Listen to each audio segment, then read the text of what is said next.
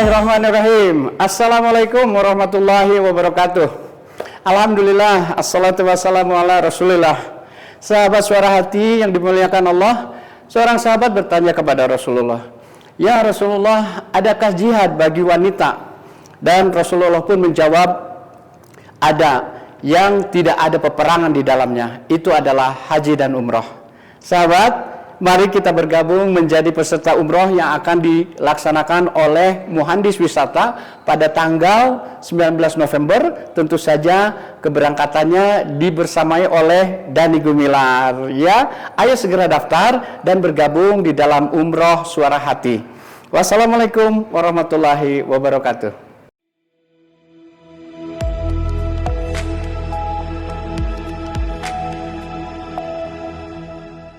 Bismillahirrahmanirrahim. Assalamualaikum warahmatullahi wabarakatuh.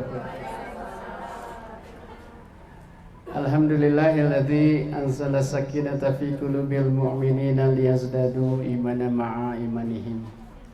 Asyhadu an la ilaha illallah wahdahu la syarikalah wa asyhadu anna Muhammadan abduhu wa rasuluhu alladzi la nabiyya ba'dah. Faqalallahu ta'ala fi Qur'anil Karim, وَالَّذِينَ إِذَا ذُكِّرُوا بِآيَاتِ رَبِّهِمْ لَمْ يَخِرُّوا عَلَيْهَا صُمًّا وَعُمْيَانًا. Dan orang-orang yang apabila diberi peringatan dengan ayat-ayat Allah tidak bersikap seperti orang-orang yang buta dan tuli. Al-Ayah, Quran surat ke-25, Al-Furqan ayat ke-73. Segala puji serta syukur hanya milik Allah yang senantiasa harus selalu kita panjatkan kehadiratnya atas segala nikmat yang diberikannya kepada kita sepanjang hayat kita sampai detik ini. Kalau kita menghitung nikmat Allah tak akan bisa pernah terhitung. Dan satu-satunya yang tidak bisa dihitung itu adalah rasa syukur. Jadi rasa syukur kita kehadirat Allah harus selalu sepanjang hayat kita, sepanjang helaan nafas kita harus kita panjatkan hanya kepada Allah. Salawat serta salam semoga selalu tercurah ke atas junjungan Nabi besar Muhammad sallallahu alaihi wasallam beserta keluarga, para sahabat, dan insya Allah sampai kepada kita yang mengaku sebagai umatnya, setia kepada ajarannya hingga akhir zaman. Amin ya Allah ya rabbal alamin. Saya hadir di sini atas undangan khusus dari Sahibul Bait, Teh Neni dan Kang Ruli. Hatur nuhun atas kesempatannya yang sebetulnya barusan saya menyimak pembukaan dari Ibu Ketua, ya, dari MC-nya. Masya Allah, ini mah orang-orang soleha semua yang hadir di sini, ya. Saya juga menjadi mau bilang apa di sini, mau menyampaikan apa. Rasanya di sini mah sudah khatam semua untuk Al-Qur'annya gitu ya. Al-hadisnya insya Allah juga banyak sekali pasti yang sudah paham hadis. Tetapi baiklah, karena menyampaikan kebenaran, menyampaikan kebaikan itu menjadi salah satu tugas, menjadi fardu kifayah bagi seorang muslim gitu, yang menggugurkan kewajiban yang lain. Kalau sudah ada yang menyampaikan gitu, saya kebagian menyampaikan, insya Allah sebisa mungkin saya akan menyampaikan sesuatu yang berhubungan dengan tema hari ini. Memasak tanpa susah dan cuan pun datang dengan mudah. Masya Allah, cuan datang loh, bukan kita yang nyari. Hebat nggak? Cuan yang datang, mau dong cuan yang datang gitu ya, masak dengan mudah. Nah, apakah betul cuan datang? Dalam sebuah riwayat, ada sebuah riwayat ya, Imam Syafi'i ada berkisah dengan gurunya Imam Maliki. Waktu itu karena orang-orang soleh saat berdiskusi pun gitu, masalah rezeki ini menjadi sesuatu yang sangat menarik. Dan beliau berdua berbeda pendapat. Meskipun berbeda pendapat antara guru dan murid sah-sah saja gitu ya, tetapi yang dicari adalah kebenaran yang hak. Nah, kata gurunya Imam Maliki ini bahwa ya guru, rezeki itu bagaimana datangnya, kata. Rezeki itu sudah diatur sama Allah. Semua juga sudah dijamin sama Allah. Semua kebutuhan kita sudah dijamin sama Allah. Jadi tanpa kita bekerja gitu ya, tanpa kita melakukan sesuatu juga, Allah itu pasti menjamin rezeki kita. Kita nggak akan susah makan, nggak akan susah melakukan segala aktivitas gitu, karena kita memang sudah dijamin kebutuhannya, ya, kebutuhannya sudah dijamin. Sementara sang murid berbeda pendapat. Ya tidak, kalau rezeki tidak dicari masa bisa datang, katanya bisa diperoleh dengan mudah gitu.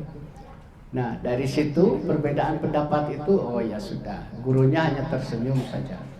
Kemudian mereka berdua berpisah, dan dalam perjalanannya Imam Syafi'i ini melihat ada yang sedang panen anggur. Dan beliau menawarkan diri bukan untuk mendapatkan imbalan atau sebagai semacamnya, karena melihat ada kesusahan, ada kesempatan untuk memberikan kebaikan, pertolongan. Beliau menawarkan diri untuk, saya ingin membantu memanen anggur ini. Oh iya silahkan, kata pemilik kebunnya. Setelah itu pemilik kebun tersebut senang sekali bisa dibantu, karena pekerjaan itu bisa dengan mudah dan cepat selesai. Anggurnya banyak sekali dan ranum-ranum, bagus-bagus kualitasnya. Sebagai ucapan terima kasih, meskipun tidak diminta sama Imam Syafi'i ini, pemilik kebun anggur ini memberikan sejumlah anggur yang luar biasa banyak menurut beliau. Dan dari situ, dengan bahagia dia teringat akan diskusinya tadi dengan sang guru gitu. Maka dia ingin membuktikan bahwa ternyata saya yang benar gitu ya, bahwa saya yang benar. Karena apa? Karena saya sudah bekerja, meskipun saya tidak meminta, tetapi Allah memberikan rezeki ini karena saya bekerja gitu. Nah, daripada dia pergi ke rumahnya, dia balik lagi ke gurunya. Setelah itu memperlihatkan anggur yang banyak itu. Ya guru, apa itu? Kata gurunya. Ini anggur guru. Tadi saya mau menuju ke rumah, melewati sebuah kebun anggur yang sedang panen, katanya. Nah, saya menolong mereka untuk melakukan panennya itu. Dan kemudian setelah selesai saya bekerja, saya diberikan sejumlah anggur ini, katanya. Nah, silakan guru, dinikmati gitu. Nah, guru, berkenaan dengan pembicaraan kita, diskusi kita sebelumnya, ternyata betul. Allah itu memberikan rezeki kepada kita karena kita bekerja, karena kita mencarinya, katanya, menjemputnya, mengusahakannya gitu. Gurunya hanya tersenyum saja gitu. Oh iya, itu menurut kamu betul ya? Aku tidak melakukan apa-apa, tetapi ternyata anggur ini datang kepadaku dan aku pun bisa menikmatinya gitu. Nah, jadi artinya kedua itu gitu ya, ada yang bekerja dan tidak menjadi tolok ukur bagi Allah untuk memberikan rezeki gitu ya dirinya, karena segala sesuatu itu sudah dijamin sama Allah, sudah ada takdirnya, termasuk takdir tentang rezeki itu Allah lah yang sudah memberikannya, menentukan. Tetapi ternyata tentu saja Allah pun berfirman, innallaha la yughayyiru ma biqaumin hatta yughayyiru ma bi anfusihim. Sesungguhnya Allah tidak akan merubah nasib suatu kaum sebelum kaum itu sendiri yang merubahnya.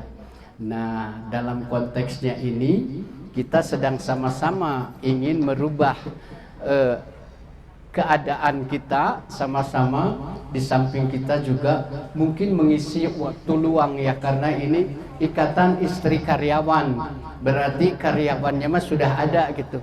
Bapaknya tadi yang seolah-olah menjadi Imam Syafi'inya, yang bekerja keluar rumah untuk membawa rezekinya itu kepada ibu gitu ya, yang diam di rumah, bahwa rezekinya itu datang sendiri kepadanya gitu, untuk kebutuhan, memenuhi kebutuhan keluarganya.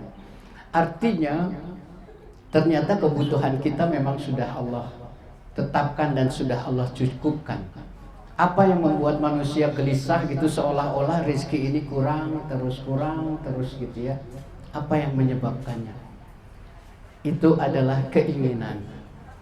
Jadi para salafus soleh dulu gitu ya, karena keyakinannya yang sudah amat sangat kuat dengan Allah, keinginan terbesar mereka adalah tidak punya keinginan. Yang ada hanya kebutuhan. Jadi kalau kita bisa membedakan antara keinginan sama kebutuhan, pasti ibu-ibu sudah tahu ya perbedaannya apa gitu antara keinginan dan kebutuhan. Kalau kebutuhan mah tentu saja segala sesuatu yang kita perlukan, yang kalau tidak ada kita tidak bisa melakukan segala hajat di dalam kehidupan kita. Tetapi kalau keinginan, biasanya misalnya ya, kita untuk berkomunikasi sama ayah, untuk tahu ayah ada di mana, kita perlu handphone. Kalau sekarang ini mah ya, handphonenya juga cukup saja. Handphone yang biasa, yang kira-kiranya sekarang mah kualitas smartphone juga sudah sama semuanya gitu ya. Bisa video call, bisa WA, bisa segala macam, fitur-fiturnya sudah ada di dalam. Tetapi keinginan kita biasanya sudah ada handphone satu, pengen dua. Yang satu buat TikTokan, yang satu untuk mengontrol anak dan ayah gitu ya. Dan mereknya pun gak mau yang biasa-biasa, gak mau Samsung, pengennya iPhone. Yang iPhone-nya juga yang terakhir, yang berapa? 19 berapa sekarang? 14 ya. Baru 14? Saya pikir udah 19 iPhone-nya ya. Nah, pengen yang canggih gitu ya, pengen. Itulah yang membuat kita gelisah. Keinginan itu yang membuat kita terseret kepada keadaan yang ujungnya adalah rasa kurang bersyukur kita. Karena kurang bersyukur, maka Allah akan la azidanakum wa la in kafartum inna azabi lasadid. Maka tunggulah azab Allah yang akan datang karena kita kurang bersyukur. Nah, kalau sudah begitu, naudzubillah, kita juga menjadi kekurangan segala sesuatunya, hanya intinya karena kita terlalu mengikuti keinginan kita. Tidak menetapkan diri kepada kebutuhan yang ada di dalam diri kita dan keluarga kita gitu ya. Dan kita menjadi tidak bersyukur. Kurang bersyukur itulah yang menjadikan kita merasa sempit dan berkesempitan. Dan Allah akan mudahkan kepada kesusahan kalau kita sudah tidak bersyukur itu. Dan saya yakin ibu-ibu di sini ya, yang hadir di sini, berkumpul di sini juga dalam rangka bersyukur. Saya yakin itu. Nah, tadi itu ya, cuan, insya Allah cuan segera datang ya, karena kalau yang tadi itu saya melihat bahwa ibu-ibu ini gitu sudah memaksimalkan usaha baik secara pribadi maupun kelompok gitu untuk bisa merubah keadaan sesuai yang Allah perintahkan gitu, insya Allah ya. Nah, jadi masih ingat saya tadi sudah dibawakan satu lagunya ya, saya jadi lupa memperkenalkan jadinya. Saya Dani, salah satu penyanyi di Javaja. Kalau tadi dibawakan salah satu lagunya, nah ini yang lebih itu agak kesini. Mungkin kalau saya melihat awal-awalnya gitu ya, kayak saya yang menyanyikannya sekarang. Setiap saat, setiap waktu, ku ingat dirimu. Setiap salat 5 waktu, ku ingin berjumpa.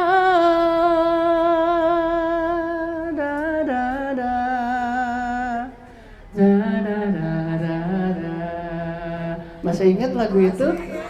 Ya, itu betul setiap gitu ya. Jadi setiap saat, setiap waktu ingin selalu berjumpa.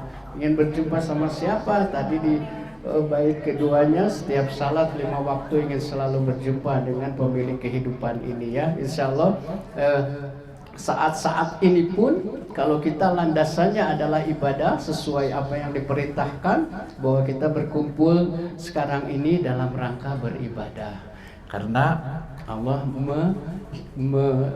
memfirmankan bahwa aku tidak menciptakan jin dan manusia kecuali untuk beribadah kepadaku. Apakah ibadah itu hanya ibadah sholat, zakat, puasa, haji saja? Tentu saja tidak ya. Ada ibadah ghair mahdoh yang termasuk bersilaturahim seperti ini, berkumpul seperti ini, apa yang berorientasi kepada kebaikan, insya Allah itu akan bernilai ibadah. Kalau segala sesuatunya dilakukan atas nama Allah, insya Allah kita akan mendapatkan keberkahan dalam momen ini. Mudah-mudahan apa yang dimaksudkan juga bahwa cuan itu akan datang kepada kita setelah kita mempunyai keahlian memasak ya, insya Allah kita akan mendapatkannya. Karena Allah berfirman, wa fis samai rizqukum wa ma tu'adun. Sebab-sebab turunnya rizki itu ada di langit. Jadi kalau kita ingin dilancarkan rizkinya, dekati saja pemilik langit. Ya, dengan cara apa? Dengan cara menjalankan segala ketaatan yang dimintakannya dan menjauhi segala larangan yang dibencinya. Gitu ya, insya Allah kita semua akan diberi keberkahan atas segala sesuatu yang kita lakukan hari ini. Selamat menuntut ilmu bersama ahlinya. Teh Neni ini memang saya sudah merasakan juga masakan-masakan beliau di sini gitu ya. Ada waktu itu ada ada kebab, ada ya sekalian ada dimsum gitu ya, enak-enak. Insya Allah ibu-ibu juga sudah berada pada tangan yang tepat ingin mengajarkan. Dan ingat, ilmu itu bukan yang dihafal tetapi yang diamalkan. Jadi para ulama berpendapat bahwa ilmu itu belum mendapat pahala kalau belum diamalkan. Jadi ingat nanti insya Allah apa yang diperoleh hari ini dengan ilmu memasak seperti apa gitu ya, ibu-ibu mengamalkannya. Mengamalkannya untuk siapa? Untuk lingkungan terkecil, anak-anak dan bapak-bapak anak-anak ya gitu dulu ya. Insya Allah diniatkan karena Allah, ibu-ibu pun mendapatkan pahala dari Allah dan dimudahkan segala kehidupannya ke depan ya. Rupina mung sakitu anu tiasa kadugikeun segala sesuatu kebenaran hanya milik Allah, kesalahan murni dari saya. Dan saya kalau nanti MC berkenan ada mau tanya jawab boleh, mangga silahkan. Subhanaka Allahumma wa bihamdika asyhadu an la ilaha illa anta astaghfiruka wa atubu ilaik. Wallahu muwaffiq ila aqwamit thoriq. Wassalamualaikum warahmatullahi wabarakatuh. Sahabat Suara Hati, Rasulullah bersabda, ya Rasulullah, apa inti dari hijrah itu? Hijrah adalah meninggalkan keburukan. Nah, dalam kesempatan ini Muhandis Wisata mengadakan tur umroh untuk kita bisa meninggalkan segala keburukan. Karena perlu diketahui dalam sebuah hadis disampaikan oleh Rasulullah SAW bahwa dari umroh ke umroh lainnya menghapus segala dosa di antara keduanya. Dan tidak ada pahala yang lebih baik dari haji mabrur, itu adalah surga. Mari kita sama-sama melakukan perjalanan suci ini bersama Dhani Gumilar yang akan dilaksanakan pada tanggal 19 November 2023 oleh Muhandis Wisata. Sampai ketemu, insya Allah kita dimudahkan oleh Allah melakukan perjalanan suci ini. Amin.